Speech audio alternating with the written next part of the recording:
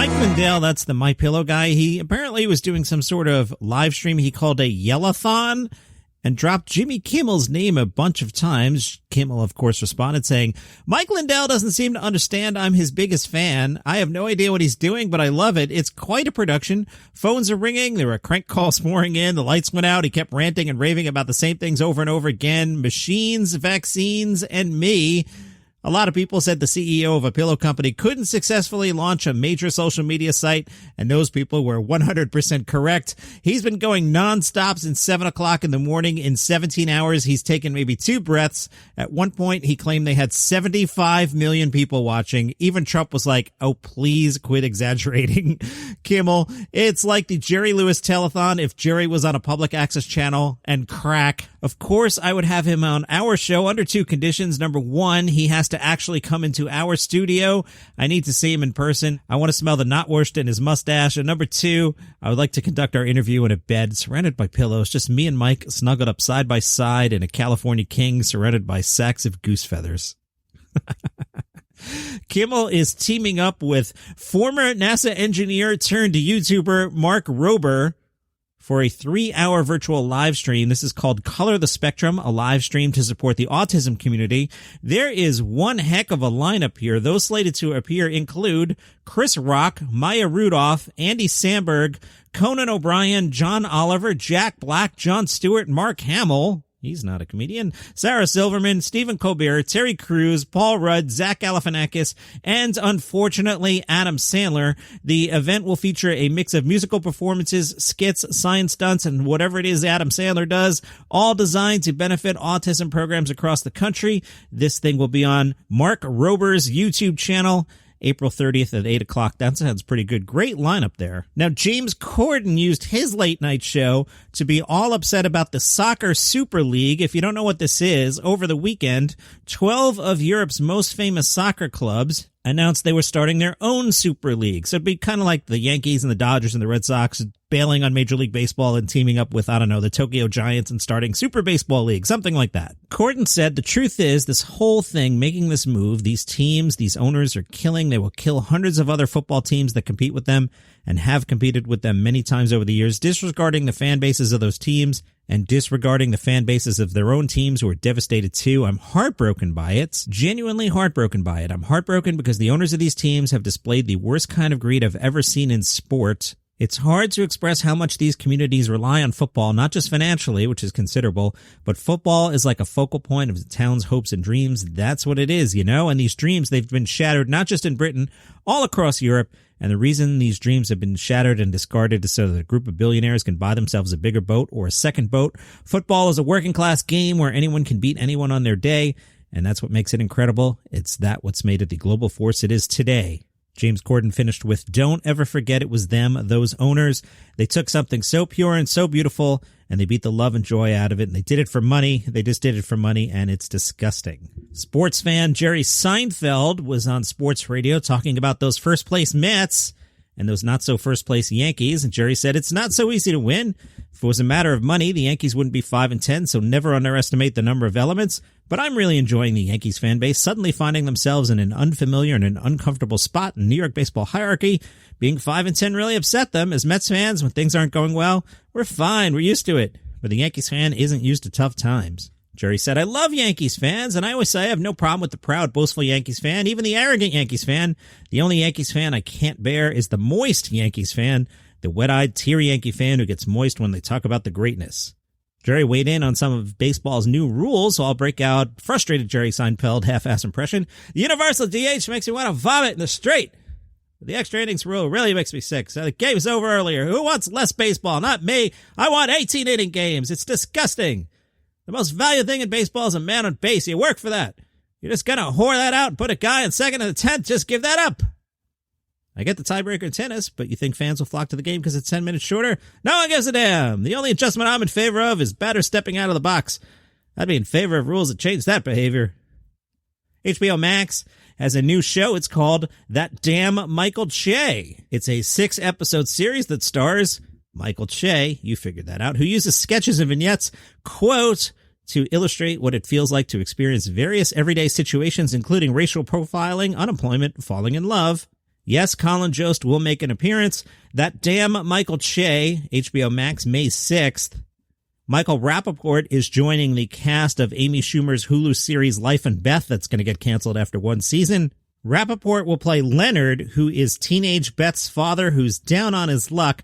Now, if you're wondering why I'm being so harsh and saying Life and Beth is going to be canceled after one season, let me read to you again the description. Life and Beth follows Beth, played by Amy Schumer, whose life looks pretty good on paper, impressive to everyone she grew up with. She makes a good living as a wine distributor? Yeah. She's in a long-term relationship with an attractive, successful guy, and she lives in Manhattan. When a sudden incident forces Beth to engage with her past, her life changes forever through flashbacks to her teen self. Beth starts to learn how she became who she is and what she wants to become. Are you bored yet? You're already bored. You're like, you wish I would go on to the next subject. This is what I'm saying. You can't even make it through me reading 3 sentences to you, and you want to punch out. This thing is going to get canceled after 1 year. We'll go on her journey toward building a more authentic life, learning to express herself and living in an intentional way. A trip down memory lane is a strong source of trauma, comedy, and moving forward. It's called Life and Beth. It's going to be on Hulu, and it's going to get canceled after 1 year. If you enjoy hearing people with too much useless knowledge, misguided pop culture commentary, and a strange obsession with facial hair, well, good news. The Bearded Man podcast is for you, and they sponsor today's Daily Comedy News. The Bearded Man podcast, underachievers from Southern Vermont. I'm not hip to all things Vermont, but I love that we're specifying Southern Vermont. They are underachievers from Southern Vermont, and they continue their journey this spring to discover the most overrated movie of all time. I'm going to weigh in here. I guarantee you the most overrated movie of all time stars Adam Sandler. It has to. There's no way it doesn't. So I was looking at some of the episodes the Bearded Men podcast recently did. April 4th, 90s cartoons, good, bad, and ugly. I'm in on that. February 28th, Indiana Jones and the Kingdom of the Crystal Skull. I don't hate that movie.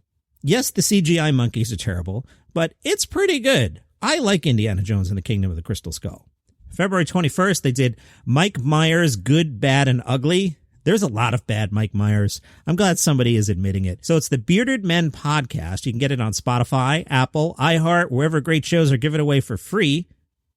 New episodes every Sunday at 8 o'clock Eastern Time. You can check out their website or Facebook. I'll put it in the show notes, but it's beardedmenradio.com and facebook.com/beardedmenradio. Thank you, Bearded Men Podcast, for sponsoring today's Daily Comedy News. Check those guys out wherever you get your shows. I guess we're in plugs mode here. Don't forget, Instagram.com/Daily Comedy News. We're doing Top Dog Late Night Edition Battle of the Jimmies. 1997 Titan 74 followed the rules and went to Instagram and commented and wrote Kimmel all day. Lori Terrell White said, thinking I listen to you, meaning me, so I don't have to watch either of them. So that's like a third column. So far, Kimmel is out to a healthy lead with 1 vote for I don't watch either. And, Jimmy he's in second place. I don't watch either. It has not yet passed Jimmy Fallon. I was thinking about Jimmy Fallon. So, I'm a big fan of late night. My favorite late night show was Late Night with David Letterman, the 1980s NBC version. Because I'd stay up to 12:30 to watch that, I would catch a lot of 11:30 Carson. Over the years, I really came to appreciate Carson. And when they, maybe like 5 years ago, they started putting old episodes of The Tonight Show on every night at 11 o'clock. I watched a lot of old Carson, and, obviously Johnny is great. And then I think of, the history of The Tonight Show, and Jay Leno came and went, and I don't think I ever cared. I felt like Conan might have been a worthy heir there, and they didn't give him enough chance.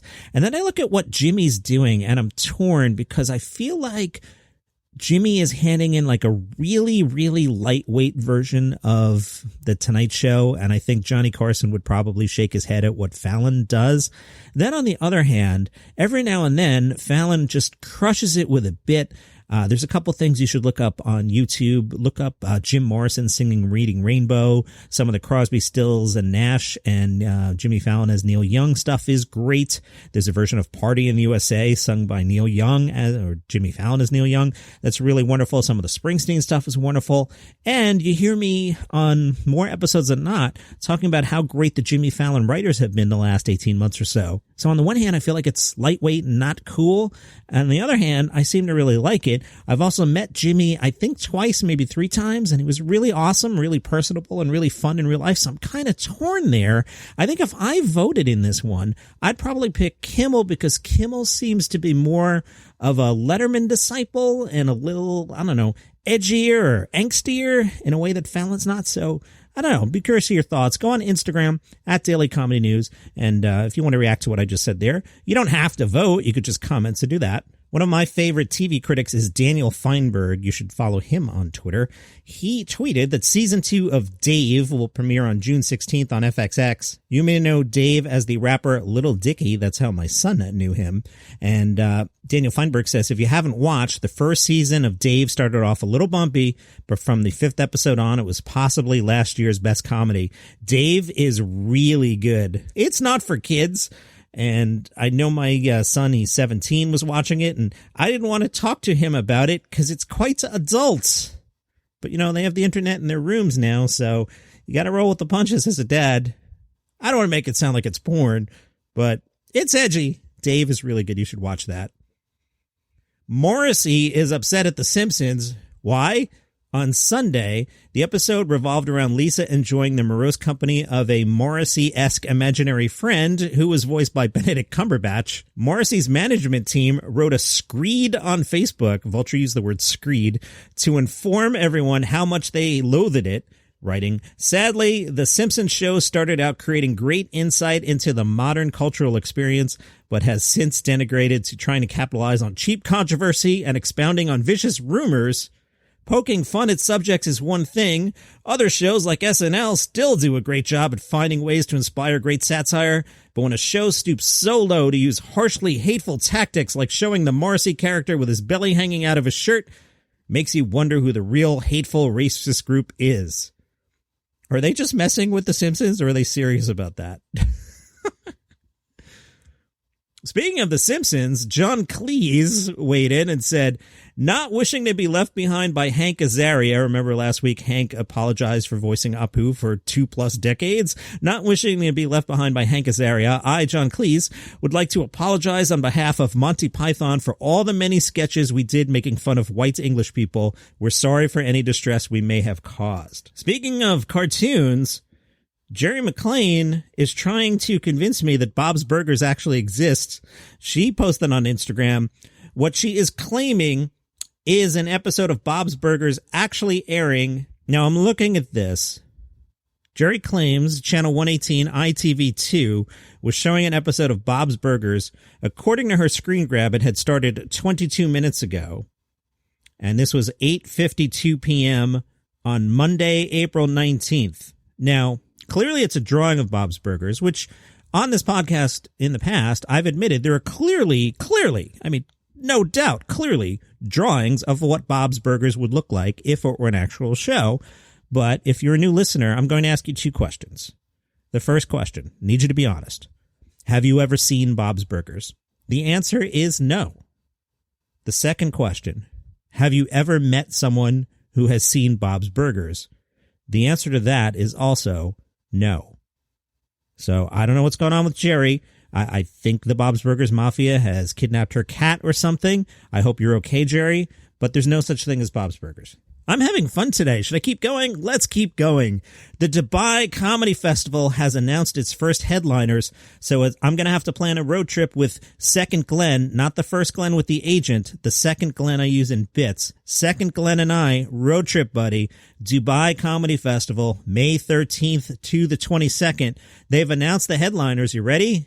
Gad El-Maleh, the French-Moroccan stand-up comedian and actor. He starred in several feature films, including Coco and Midnight in Paris. He's one of your headliners. Eddie Griffin. Really? Maz Jobrani. I love Maz. He's great. Namer is a Lebanese-American stand-up comic who is, quote, pioneer of the stand-up comedy scene in the Middle East. He's written 7 full feature shows, the late of which was a world tour that took him to major U.S. cities, Europe, and across the Middle East. Alexander Riva, who's better known by his stage name Arthur Peroskov. Riva will perform alongside his partner in crime, Mikhail Gulistan. So Second Glenn, let's go. Hey, Dubai Comedy Festival, you must have some money. Why don't you fly me out? I'll cover this thing and do the show from there for a week. Come on. One of you listeners must know the organizers of the Dubai Comedy Festival. Road trip. If you're watching TV tonight, Melissa Villasenor, who I find easy on the eyes. I just wanted to share that with you. She's on Seth Meyers tonight at 12:30. Ed Helms is on The Late Show. Ed Helms almost single-handedly destroyed The Office